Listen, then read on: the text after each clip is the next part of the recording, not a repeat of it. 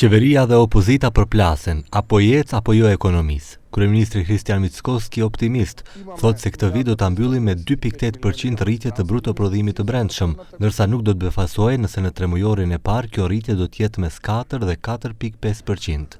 Овие индикатори кои што се појавуваат укажуваат на тоа дека сме дојдени до состојба нула.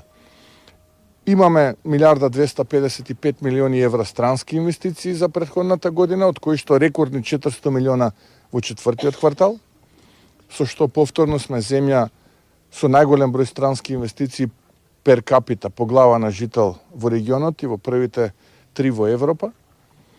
Некои ни предвидува ниту 1% нема да имаме раст на бруто домашниот производ. Nga ana tjetër opozita me akuza, ekonomia po fundoset, standardi jetësor i qytetarëve në mënyrë drastike po përkeqësohet, ndërsa pushteti tregon pa aftësi dhe jo interesim të plot për krizën që e ka shkaktuar vet. Клучните економски параметри покажуваат дека на македонската економија не и оди, дека граѓаните имаат се помалку пари. Инфлацијата е зголемена и изнесува 5%.